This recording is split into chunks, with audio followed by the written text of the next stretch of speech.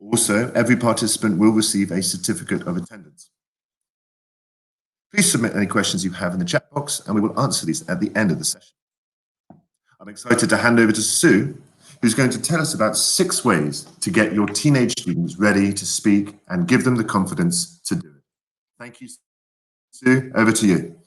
Thank you, Charlie. Good morning, everybody. I'm speaking to you from a rather chilly Oxford today. Thank you so much for joining me. I hope you're enjoying this series of webinars.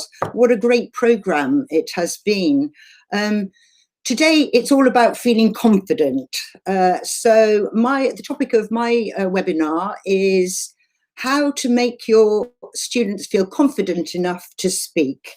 So whether you're teaching face-to-face or online, it's important to set up speaking activities carefully.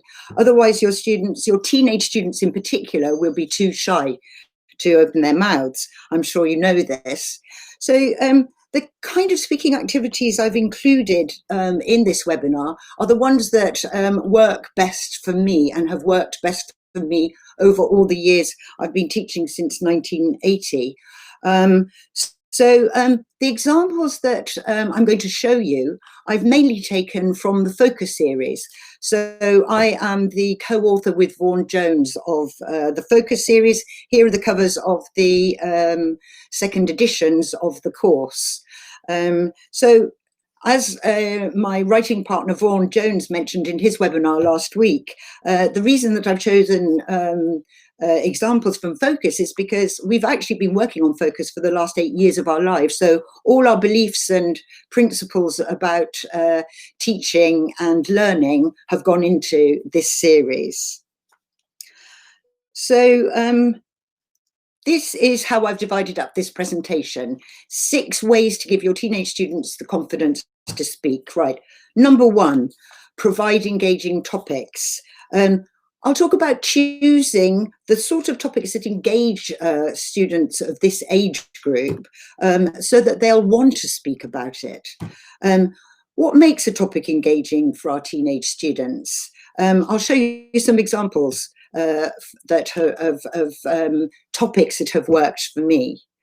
Number 2, draw on students' knowledge and experience. It's important to choose topics that students can relate to. I'll show you how we can draw on their knowledge and experience.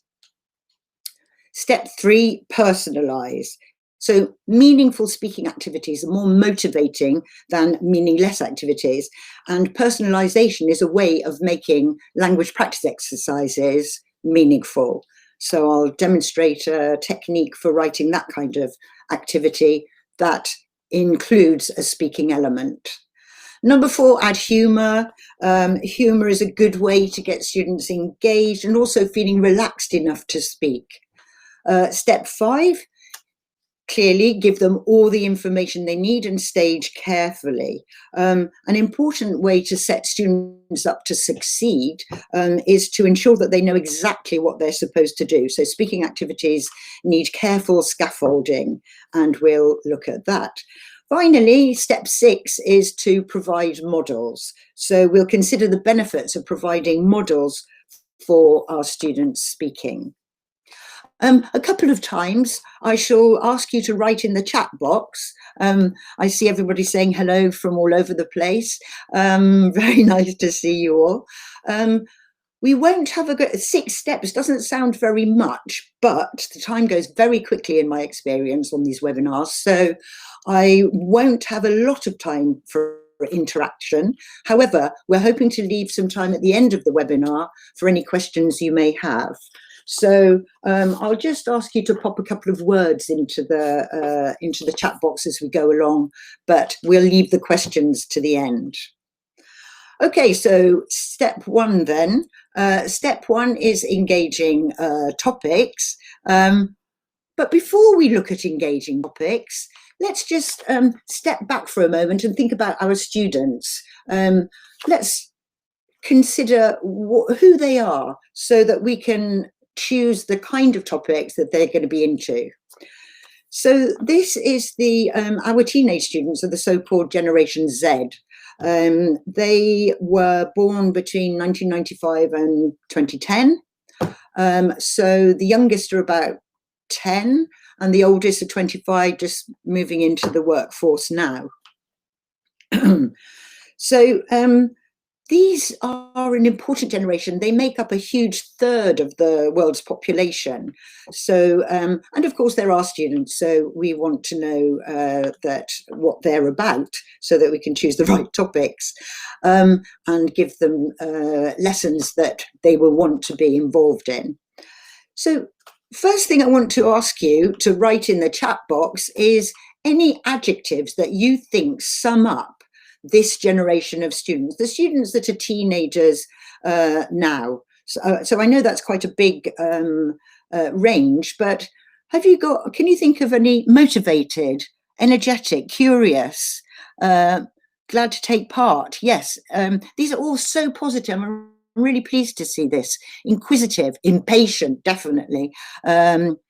Disorganized, interesting. Inquisitive, that's great, isn't it? I think that's one of their best qualities. Open-minded, that's another one. Inspired, a couple of people have put lazy, but that's teenagers, isn't it? So inclusive, focused, digital savvy, absolutely. So crikey, well, you've actually said everything I was about to say, but let's say it anyway. Here's a little text about Generation Z that we've actually included in the book in Focus. Generation Z are good at multitasking. They can use several screens at the same time and often do, as you know. You've heard the term screenagers. They are fast thinkers, and when something doesn't happen quickly, they get impatient. Quite a few of you mentioned impatient in the chat box. Generation Z are the we generation. So unlike the previous generation who were the me generation, they don't think about themselves too much. Instead, they focus on global problems like terrorism and global warming. They're an interesting bunch. They're sociable and they enjoy connecting with friends on social media. Of course they do. They're forever connecting with one another on social media. But they also prefer spending time in person with their friends than on the phone or online. I'm sure we can all relate to that at the moment. Not getting enough time face to face and spending all our time connecting online and on the phone. I guess we're lucky to be able to. So Generation Z believe in a good education, but they worry about university fees. Or this generation is ambitious and they want to start their own businesses. So they're a very interesting bunch. Finally, they don't care about the colour, where you're from or the colour of your skin. I think that's a very nice aspect of them. And music is an essential part of their day, like any teenagers of any generation, I would say. So these down here are the adjectives that I picked out to sum them up and to focus on when thinking about the topics to engage them. They are mobile and visual. They spend their time looking at screens, playing games or watching videos. They are impatient. They have very short attention spans, 8 seconds apparently. Global. As we've seen, they can go anywhere on the internet. They are sociable, they love spending time together, ambitious and inclusive. But importantly for us, what does all this mean for for the material that we give our students in the lessons? So I want to consider each of those adjectives briefly in terms of what kind of topics we will work well in this age group. So the first one, mobile and visual. They spend up to 10 hours a day on screen. The games they play have amazing graphics, and the videos they watch have high production values. So what does this tell us? This tells us that the material that we present to them must have striking images and very well presented material. They're also very keen on authenticity. They will not tolerate inauthenticity. They want to see real people doing real things. as they can do on the internet. They're impatient, so this short attention span that's so famous with this generation, I've read over and over again online that the length of their attention span is 8 seconds. I mean, I'm shocked by that. I'm kind of shocked, but kind of not, because, you know, I know this age group and I know that that can be quite true. Of course, we're not going to provide 8-second lessons for them. However, it does tell us that we must give them new information. It would be very boring to give them information about what they know already. We won't get their attention. But also, if we must make the information graphical and digestible. So if we use video clips, they shouldn't be any longer than 3 or 4 minutes long. This generation are global, not necessarily because they've traveled, but because they can go anywhere on the internet. They're interested in global and social issues. So this tells me that they're open, socially engaged, and that they will react well to topics that challenge old ways of thinking and present original ways of doing things. They're sociable. They're interested in one another and other people. Authenticity is important, as we said before. They want to, they're interested in real people. We can't expect them to engage with subjects that are about invented people in made-up places. So authenticity, big one with this generation. They're ambitious, they like to be challenged, they want to change the world, and that's one of the things I love about this generation. So we need to find topics that challenge them, encourage them to think critically, and they react well to edgy topics and controversial things. They're inclusive. Finally, this is a big one. They respond well to topics about people from the 4 corners of the earth. Diversity and inclusion is something that they're all about. So I'm going to show you a few examples of topics that have worked well for me in this age group, and sort of explain why this kind of topic works well and how they reflect this list of criteria here, if you like. So step 1, engaging topics. You've probably noticed that the same topics come up again and again in course books, especially when they have to be covered for exam preparation, exam syllabuses. So the challenge for us teachers and materials writers is to find some new angles on these sort of common themes. This is what we've tried to do in Focus, certainly. And I'm going to run through a few examples and say why we think they're engaging and suitable for this age group. So in this first case, the overall topic is the arts. We chose this topic for several reasons. First, for the visual wow factor. So this is a striking photograph, isn't it? Any idea where it is? I'll give you a clue. It's in South America, Brazil. Exactly, you've got it. Exactly, it's a favela in Brazil. So how does it fit the arts topic for our students?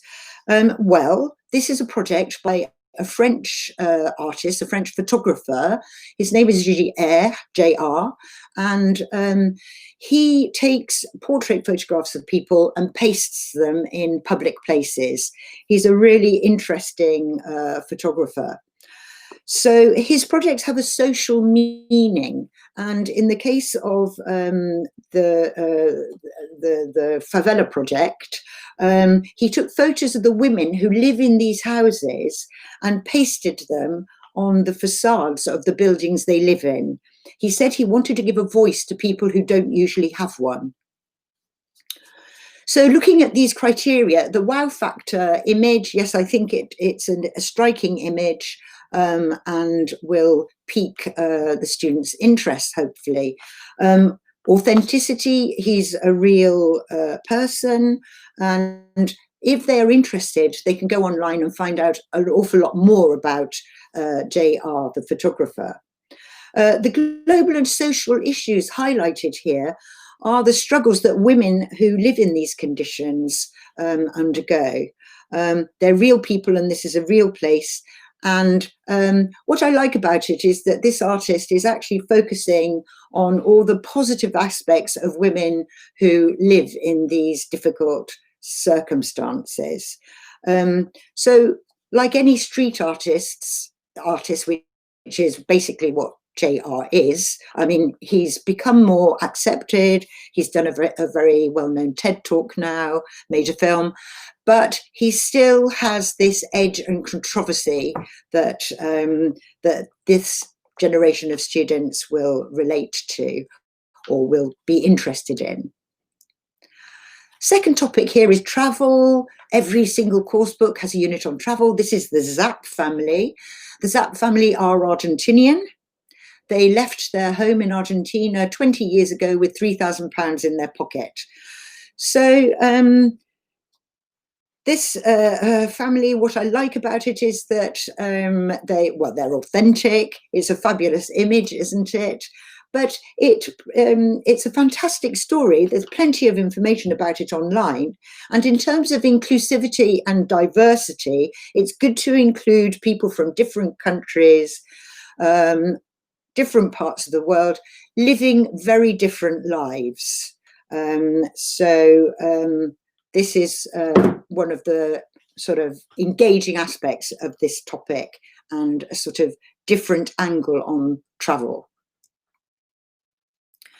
Towns and cities. So we introduced this topic in focus through a video about another huge South American city. This is Mexico. Mexico, the big global and social issue here is pollution and how they're tackling it in Mexico City. So one of the things I like most about this topic, again, is that we automatically think of Mexico City as having problems of crime, violence, drugs, etc. But it's important to get away from this single story about a place. And in this case, especially if you're trying to be diverse and inclusive, Mexico City, of course, it does have those problems, but it's also found a really innovative way to tackle the problem of pollution. And that's what this video clip is about, getting away from the single story. Here, the topic is work and jobs. I mean, that can be quite a dry topic, can't it? What job are they doing here then? You can, in this picture, can you see what job they're doing? Any ideas? Yes, cleaning the windows. Any idea where? I shall give you a clue. It's the tallest building in the world. Dubai, exactly. The Burj Khalifa, exactly. You got that. Good. So work and jobs can be a pretty dry topic. So we decided to go for a video clip that makes you feel sick. It certainly grabs the attention because it is so... the whole idea of cleaning the windows of the Burj Khalifa is something that I'd rather not think about. You can see that it has the visual wow factor. It's a good springboard also for discussing the whole issue of dangerous jobs. Health and well-being. Parks are so important for our global health and well-being. Central Park in New York has the wow factor. My God, what a fantastic... The lungs of the city. That it really looks like that, doesn't it? At the moment, of course, it's even more of a global issue when we have to stay healthy and sort of spend so much time outside during this ghastly pandemic. And finally, this topic is about people and the lives they live. So you know, we focus a lot on young people, obviously, because those are the generation that our students can relate to. However, again, getting away from the single story, we wanted to focus on older people, not only the way that young people can help older people, but what older people can offer young people as well. So again, getting away from the single story of old and young having nothing in common, and show all the ways that they can help one another. Now, so we've looked at topics that we hope will grab our students' attention and teach them something new about the world. But this webinar is about speaking. And so now that we've got their attention, how do we encourage them to speak? The answer is we need to find ways to help our students relate to the material. The key is to start from what they already know. So some of that material is about places and things that they may have absolutely no experience of, but we need to find a way to get them relating to the material. Even these young students have their own experience of life, they have their own knowledge, and they certainly have their own opinions. So these are all things that we can draw on to enhance these topics that we've chosen to teach them something new. So let's start, let's go back over those topics that we've just looked at, starting with the favela in Brazil. You can get the students' reaction to this photographer's project, and hopefully they will have something to say about that. But, you know, you can't expect them to know very much about this part of the world or photography for that matter. So I would ask them questions that they can answer as a follow-up to this lesson. For example, what photos or pictures do you see every day? What kind of pictures are they, and what or who are the subjects? So I think you'll agree that they can answer those questions. Similarly with the topic of this family, how can we get them to relate this family to their own family? Can you imagine your own family traveling around the world for 17 years? Would it be a good experience for you and your siblings? Why or why not? So this gets them to imagine themselves in a similar situation. Similarly here, we want to get the students to sort of relate their own living experience to living in a huge city like Mexico. So here, I think the point is that the more help you can give them, the more likely they are to have something to say. So asking directive questions ensures that they have something to think about. Imagine living in the metropolis of Mexico City. Discuss the questions. How different would your life be? What kind of problems would you encounter? What kind of things could the city authorities do to tackle traffic pollution? So try to get them relating their own situation to the one that they've just had a lesson about.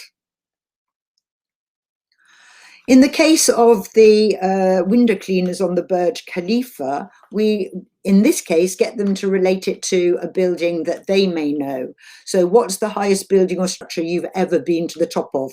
How did you feel? What could you see when you looked down? So hopefully this will give the students something to speak about. In terms of the Central Park here, yes, it's often just enough to ask them, what do you know about a subject? So they're likely to have some prior knowledge of Central Park. So discuss what you know about Central Park and then relate it to parks that they know. So discuss what the biggest park near you is. What activities can you do there? What kind of people use the park? When is it busiest? How often do you go to the park and what do you do there? Again, giving them some questions to spark off ideas about what they could say about parks. And then finally, this idea of what old and young people can offer one another. These discussion questions, what can young people to help older people? What can older people do to help young people? It gets them thinking about the topic, hopefully in a way that one, will make them think about it in a different way, and two, will give them a reason to listen to the listening in this lesson. Well, there we are. There are some examples of getting students relating to the material. In fact, they were ways of personalising so that the students have something to talk about. In other words, the subject being themselves, what they know most about themselves, their environment, and the people around them. So now step 3 is again personalise, but in this case, I want to look at personalising language practice activities and how we can get a speaking element into language practice in a reasonably controlled way. We use a technique in focus where students get the chance to recycle language practice exercises as a speaking pair work. Right, let's just have a look at a couple of exercises that go alongside this lesson about young and old people. So in the lesson, students learnt or revisited some adjectives. And here's a typical exercise to practice the new language. So it's a typical blank fill exercise, and students have to provide the adjective which is a synonym of the words in brackets. So number 1, charity workers are not selfish, they're kind and helpful. I believe the answer here was caring. Number 2, see if you can think of number 2. Teenagers are not cheerful, they are always in a bad mood. What's a word that means not cheerful? Sulky is a great one. Moody, yes, moody. Moody is a great one too. Actually, it's a different word. It begins with M, and always in a bad mood. Grumpy is a good one. Oh God, those are all good words. And of course, you know, miserable. These are all words that you would accept, aren't they? Unless you wanted them to use the specific word that was in the listening. So basically, students work to get the correct adjective. Once they've done that, how much practice do you think they've had of the new language by filling in the right word in the blank, when they can probably refer to the where they've noted down these words anyway?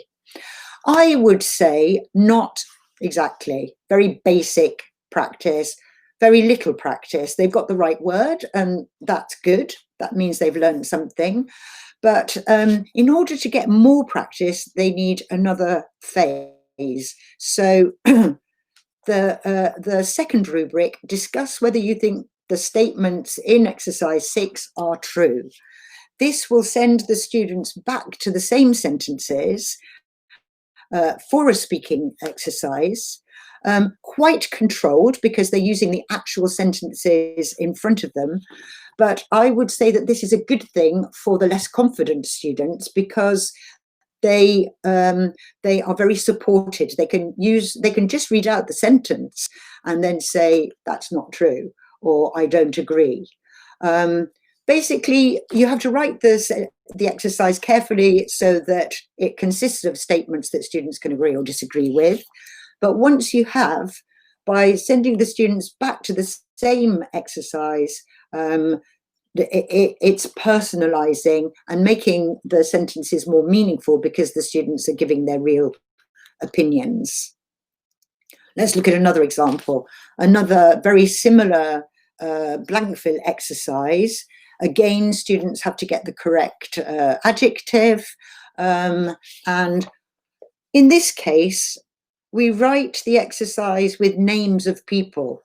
Now, of course, these names don't necessarily mean anything to our students, but the technique here is to ask them, once they've got the correct answers, to change 3 of the names in the exercise to describe people they know, and then discuss with their partners. Again, a very controlled exercise, a very secure exercise for underconfident students. They just need to change the names and then read them out to their partner. Of course, the more confident students can give more information. And thirdly, here's another one. This exercise works really hard. So first, the students rewrite sentences with like, if necessary. So I look like my dad, my neighbours are kind and friendly, my mum looks like her mum, etc. So once they've done that, they tick the ones that are true. So revisiting the sentences again.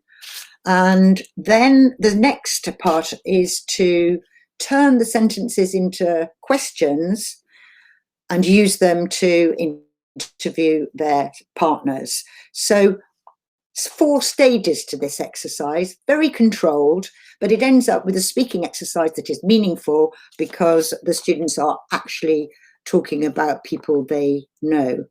So that is simply what I mean by this technique for personalising language practice.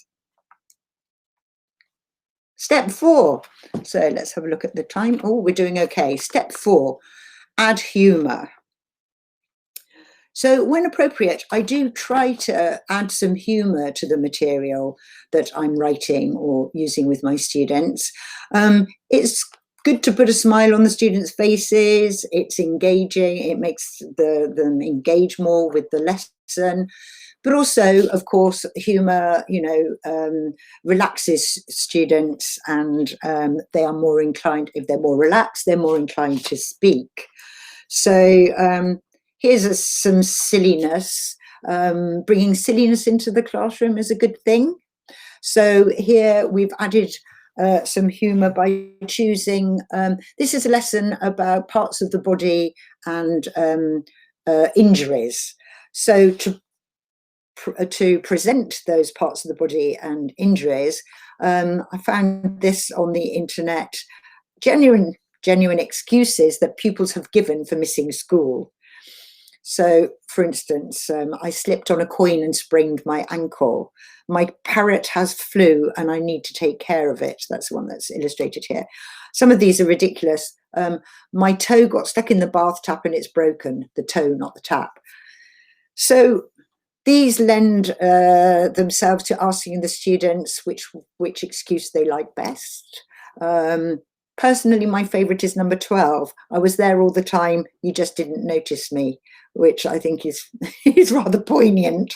But you can ask, I mean, you must have had some stupid excuses from students in the past. Can you think of any like this, or any really silly ones that your students have come up with? What's their favourite? The dog ate my homework, something like that. Anybody got any silly ones? Yes, I think it really does get them going. They could even create their own excuses. Absolutely, great suggestion. Yes, I would ask them to come up with the silliest excuses they can think of. I tripped over the cat.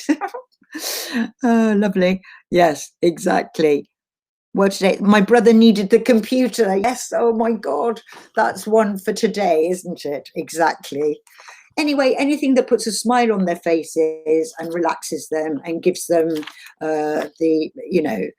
makes them want to say something about it.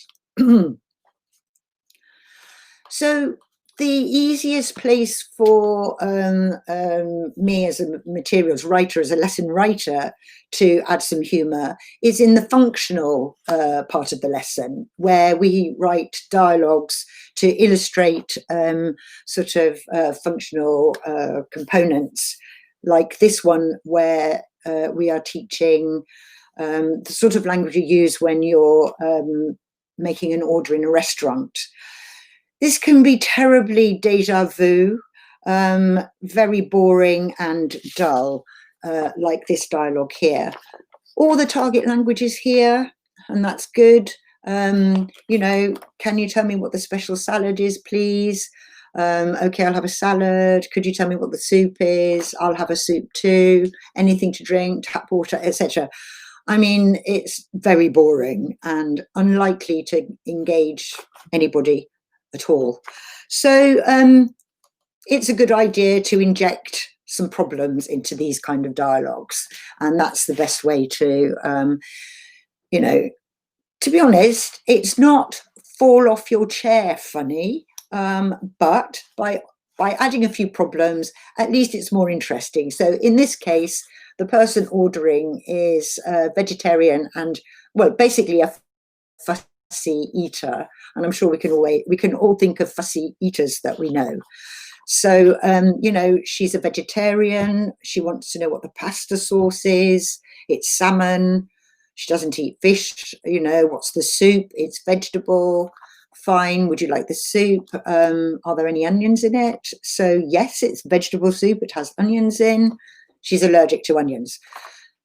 You know, as I said, it's not fall off your seat funny, but at least it injects a bit more interest than the very basic dialogue. So I would also suggest that if you're asking students to write similar dialogues, the part of the task is to inject a problem. So include a problem. And this will make it more interesting to write and certainly more interesting to listen to.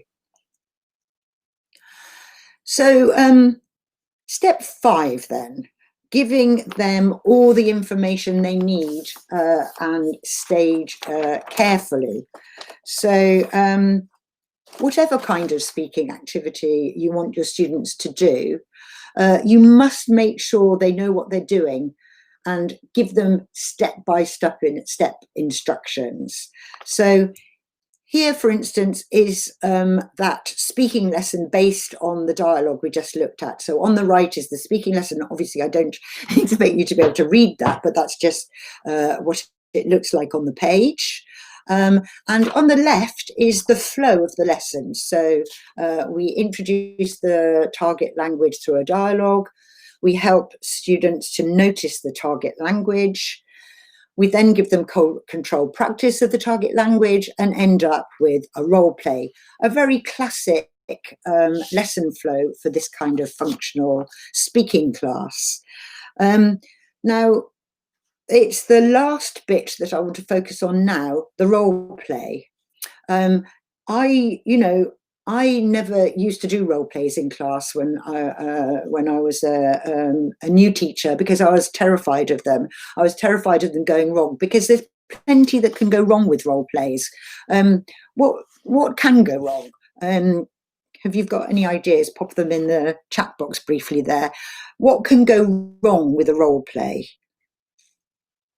In my experience, what I was frightened of was basically the students not knowing, being boring. They could be bored. Yes, absolutely. They could laugh at one another. Yes, that's true. Yes, you have to take that into account, don't you? Have to build it up with giving them plenty of time to think about it and rehearse. I think that's the point with them not laughing at one another, and create a secure atmosphere in the classroom, obviously. So not taking things seriously. The noise. Yes, the noise factor. Of course, when you've got a big class, maybe that's a good thing about having to do our lessons on Zoom. We can put them in a breakout room and they don't disturb anybody else. Okay, so let's just look at step-by-step instructions for a role play activity. Here's my checklist. Is it clear from the rubric what language you want the learners to practice? Do the instructions set out clearly what you want the learners to achieve? Would a model be useful? If so, what kind? Do you need to provide any further key language, and how and at what stage? Would thinking or rehearsal time be useful? I mean, I think the answer to that is always yes. If so, how and when will you integrate these? Will there be a performance or reporting backstage, and what will it be? So let's look at those, look at that checklist and match it to, here on the left is the role play that goes alongside that dialogue we looked at a minute ago. So is it clear from the rubric what language you want the learners to practice? In this case, use the speaking focus and phrases in the dialogue in exercise 3. Be very clear about what language you want them to use. Do the instructions set out clearly what you want them to achieve? So student A, you are a customer in a restaurant, you're a vegetarian, you're allergic to eggs and mushrooms, you don't like peppers very much. Ask the waiter for information about pizza, pasta, soup and salad. Explain why you can't eat some dishes. Crystal clear. Student B, you're the waiter. Take student A's order, student A's questions about the dishes, answer student A's questions about the dishes and make suggestions so they know what they're doing. Would a model be useful? Obviously, we've had the dialogue, and also we've pulled out the target language and put it in a box there. Make sure that they know which language they need to be using, what language they're practicing here. Do you need to provide any further key language? In this case, some food vocabulary. Would thinking rehearsal time be useful? Absolutely. Practice the dialogue. Practice the dialogue is a key stage of one of these activities if they're going to be successful, I would say. And then finally, will there be a performance or reporting backstage? What will it be? So get them to act out the dialogue that they've prepared. Okay, so oh yes, I just wanted to show you, this is an element, a feature in Focus that I really love. You can get students to do this either at home or in an online lesson, and it's really nice and it makes them feel quite secure. Let's have a look at it and then have a word about it afterwards. So Charlie's going to play video dialogue, an interactive dialogue from Unit 7 of Focus. Can I help you?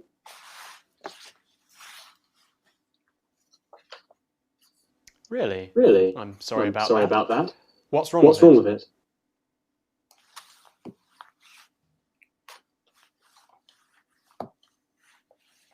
Do you have your receipt? We can exchange it for a new one. Okay, that's no problem.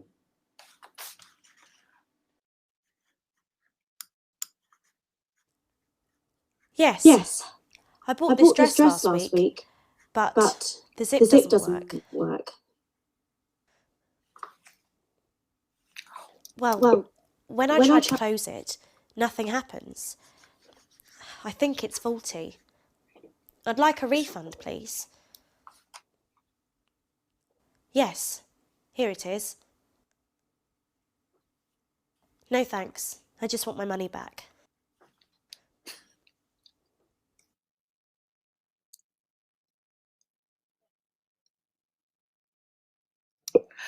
Sorry, everybody, I forgot to mute my mic, but did you get the idea? I must mute my mic when I show you another clip in a second. So you got the idea. Basically, this interactive feature enables the students to take one part of a dialogue. They can record themselves and listen to themselves. It's fantastic. So I just wanted to show you that. Moving swiftly on now to the final step. How long have we got? Yeah, we've got 5 minutes. So this is all about providing models for our students. So a very simple way to provide a model for your students is to get them to listen to people saying the kind of thing you want them to say. And Vox Pops are the perfect way to do that.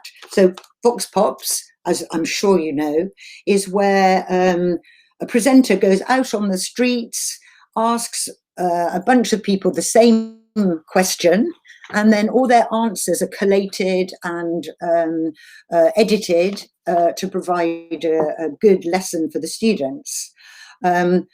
So let's watch an example, shall we? This one was filmed on the streets of London and the topic is happiness. So enjoy. I'm going to mute my, there we go. You're actually still not quite muted yet, Sue. Sorry, it's the button, the red button in the middle.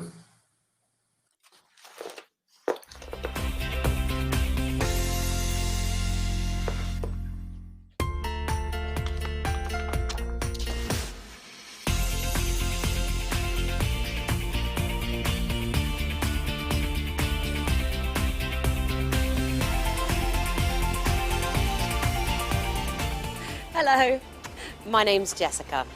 Every week I go out and interview people in the street and put the video on my vlog.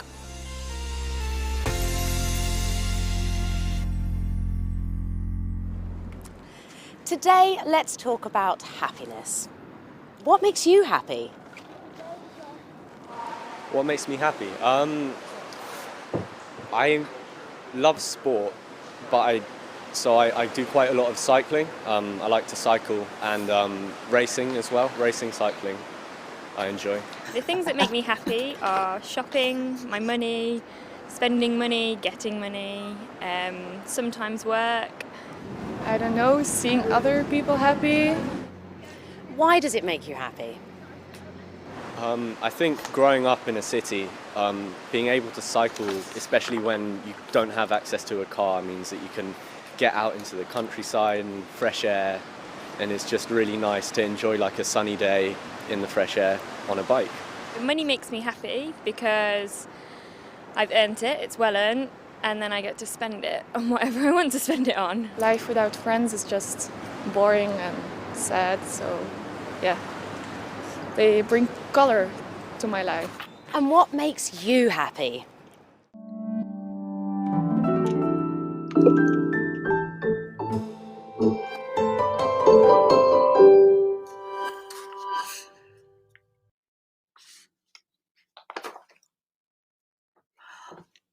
Okay, everybody, have I put my, yep, my microphone's back on again. Hi, what did you think about that? So it's a really nice way to bring authentic language into the classroom, isn't it? So why are Vox Pops so great?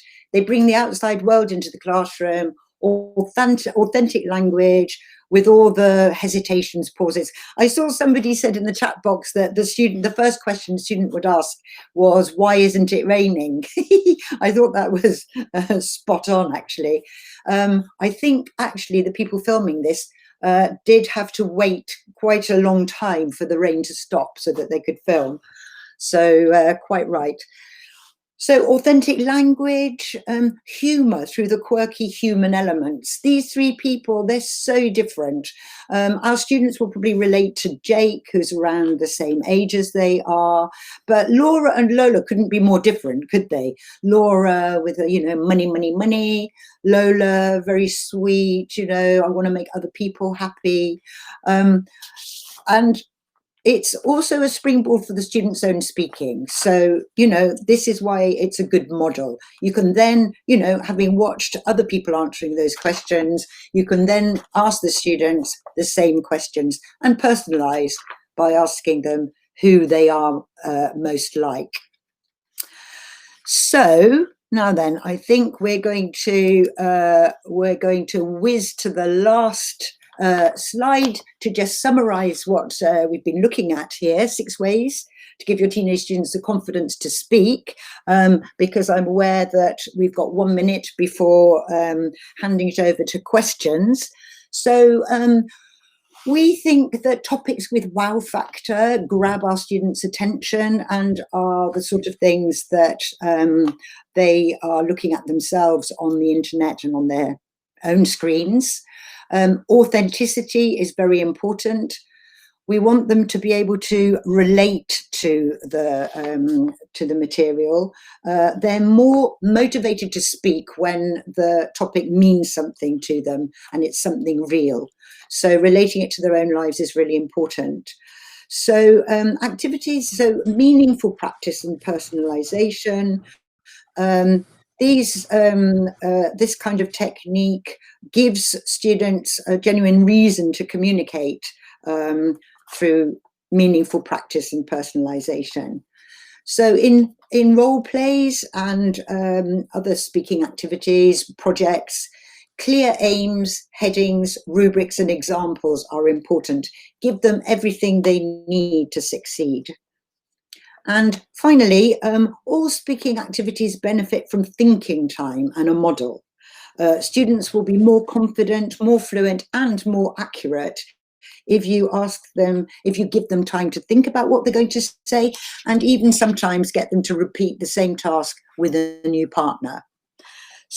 So I hope you got a few tips out of that presentation, and now I'm happy to answer any questions if you have any. Thank you so much, Sue, for that very interesting session. It's great to see such engagement as well from the attendees. We've had quite a few questions coming in around student motivation. I think that's all we're going to have time to tackle. But very quickly, some people have also been asking where are these clips from. They're all from the Pearson course Focus, which is a secondary course, and the URL to find out more information is pinned at the top of the chat box. So please do click on that and have a look to dig deeper and find out more about it. So Sue, we've had a couple of questions around motivation, and perhaps the best way to ask this is, you've got some students that don't want to get involved in speaking, and you've got others that are shy and intimidated. What's the top tip for motivating students and perhaps making them comfortable enough to speak out in class and practice? I think the top tip is that thing about making sure they've actually got something to say. So this is the whole key. Personalisation is the key to that. You need to ask them questions that they can answer. I think that's the key. And the subject that they're most familiar with and will have most to speak about is themselves, their families, their personal environment. So make sure that you relate any topics. I mean, I'm as you can see, I'm very keen to include topics in my lessons about things that they won't necessarily know about before. But it's so important to relate these topics to the students' own lives, otherwise they won't have anything to say.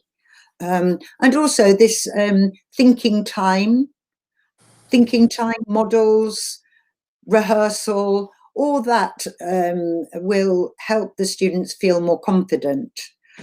Yeah. Those are my tips. Absolutely. Well, Sue, I know you've done other sessions on student motivation and engagement, so I can only encourage people to please go to english.com, look through our blogs, our podcasts, look through our YouTube playlists, where you'll find lots of resources on making your students comfortable enough to engage properly in your classes. That is all we've got time for, I'm afraid. So Sue, thank you so much for putting that together and delivering it to us. Thank you. Thank you, everybody. Bye. Absolutely. And thank you to all of you attendees for taking the time out of your day and joining us. In a follow-up email, you will receive a link to the YouTube playlist where you can find all the recordings. You will also find a link to the schedule so you can find out what other sessions we put on during this web series. There will also be a link to your virtual goodie bag, which is full of lots of really useful links and further resources for you to look into. And of course, certificates will be sent out sometime today or in the coming days. So please do look out for those. Thanks again for joining us, and we look forward to seeing you at another Pearson English webinar very soon. Have a good rest of your day and goodbye.